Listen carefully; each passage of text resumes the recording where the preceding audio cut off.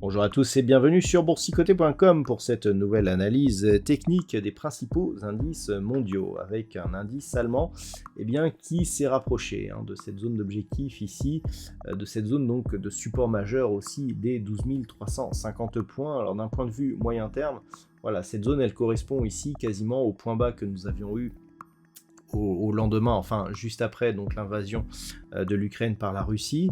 On était revenu ici sur cette zone au mois de juillet, et là clairement on se dirigeait vers celle-ci. Alors on a un rebond qui est technique, mais là aussi nous avons des futurs qui ont fortement baissé depuis la clôture des marchés, puisqu'au moment où je vous parle, on est sur des niveaux qui nous ramènent ici à 12 700 points.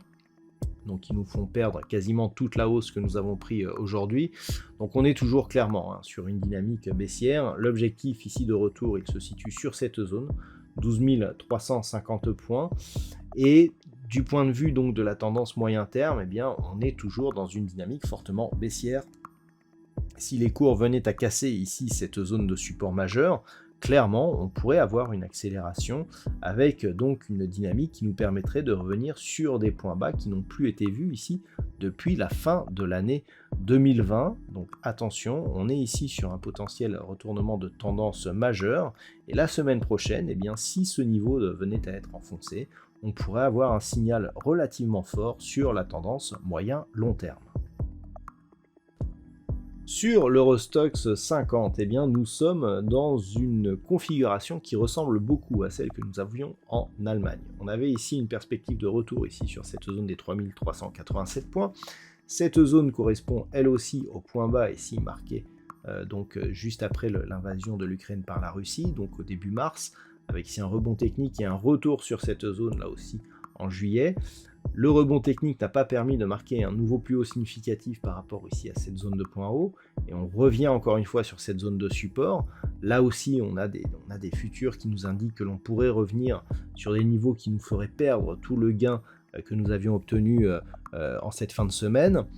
On a malgré tout un signal de retournement, un petit peu comme sur le CAC 40, ici au niveau des histogrammes du MACD et du RSI. Mais si les futurs nous ramenaient ici sur cette zone proche des 3460 points, clairement l'objectif serait encore une fois un retour ici sur cette zone des 3387 points, et un petit peu comme ce que nous avons sur le DAX, en cas de rupture de ce niveau, on pourrait avoir un signal relativement fort au niveau de la dynamique moyen-long terme, avec donc de nouveaux objectifs baissiers qui resteraient à définir. Sur le S&P 500, qui est toujours en train de coter au moment où je fais cette analyse, on voit bien ici le retour donc sur un niveau d'ouverture de la veille. Et donc par rapport à la dynamique court terme, on est toujours clairement ici dans une phase de baisse. On a une zone de résistance à 4000 points. On est venu la tester aujourd'hui et puis on revient ici sur un niveau proche des 3867 points. Donc là, clairement, on est aussi sur une poursuite de mouvement baissier. La tentative de rebond n'a même pas changé grand-chose en termes de configuration technique sur ce tracé du S&P 500. On est donc toujours dans une dynamique qui part ici, qui poursuit un mouvement décroissant. L'objectif des 3867 est désormais très proche, et sous ce niveau, on pourrait connaître des accélérations. On avait eu une accélération ici lors de ce précédent franchissement, puisque nous avions eu un gap baissier qui est beaucoup plus rare sur le S&P 500 que sur d'autres indices. En cas de cassure, les objectifs seraient 3720, ici la zone des 3550 points. Alors cette zone des 3550 points, elle n'a plus été vue depuis cette zone ici, depuis cet espace de cotation que nous avions eu en 2020. Donc, attention toutefois, si les cours venaient à casser ici ces niveaux. Là, pour l'instant, on observe ce qui se passe si éventuellement on a un contact et un rebond technique au niveau de la zone des 3867, sous cette zone, donc 3720, 3550, mais de gros signaux techniques en cas de rupture déjà de ces deux niveaux. Et sur le Nasdaq, là aussi, eh bien, nous avons une dynamique fortement baissière. On a tenté ici un rebond avec une ouverture sur un gap haussier, mais qui a tout de suite été invalidé. Donc on valide ici le franchissement actuellement des 12 205 points. Un Nasdaq donc qui depuis ici, ce gap de rupture, eh bien, nous propose une accélération à la baisse. Alors les niveaux, ils se sont un petit peu, je dirais, là on avait un niveau majeur, hein, à 11 575 points. C'est plutôt ici cette zone entre 10 950 et 11 000 points qu'il faudrait surveiller si vraiment le Nasdaq continuait à baisser. Là, on était précédemment sur un niveau majeur, mais il est devenu mineur depuis. On a eu beaucoup de tests autour de ce niveau. Le niveau à surveiller, donc en cas de rupture de cette zone des 11 575, sera plus ici cette zone des 11 000 points, puisque sur le Nasdaq, là aussi, on est sur une configuration où ce point bas n'a pas été cassé depuis justement ces cotations que nous avions eues en fin d'année 2020. Donc, on a ici un rebond, mais ce rebond n'a pas cassé de point haut significatif. Hein, par rapport à une vue moyen terme, il aurait fallu au moins revenir sur 15 320 pour casser ces niveaux. Donc en l'absence de cassure et de signal de retournement majeur, eh bien, on privilégie la tendance actuelle, à savoir la baisse.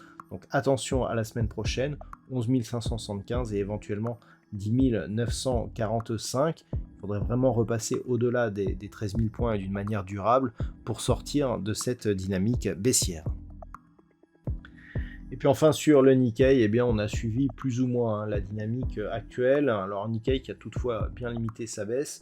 On a ouvert avec un gap baissier donc lundi, on a tenté une remontée et puis on se dirige tout doucement ici vers la zone des 27 385 points. Alors on est dans une phase de neutralisation, voire même légèrement haussière, hein, d'un point de vue moyen terme. Depuis notamment la rupture ici de cette zone des 28 350 points, eh bien on est venu ici quasiment chercher la zone des 29 300 points. On a depuis une phase de consolidation donc qui est relativement marquée.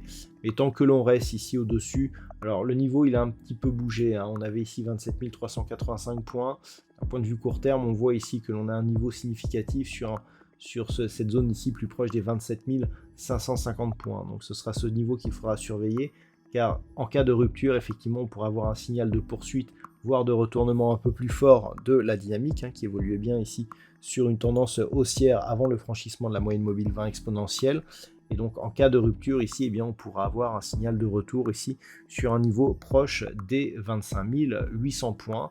Mais sur le Nikkei, hein, les choses sont beaucoup moins, il y a beaucoup moins de pression baissière que sur d'autres indices, notamment européens. Voilà donc ce que l'on peut dire sur l'analyse technique de ces principaux indices mondiaux. Je vous souhaite de passer un très bon week-end. On se retrouve dès la semaine prochaine pour d'autres analyses techniques, toujours sur le site boursicoté.com.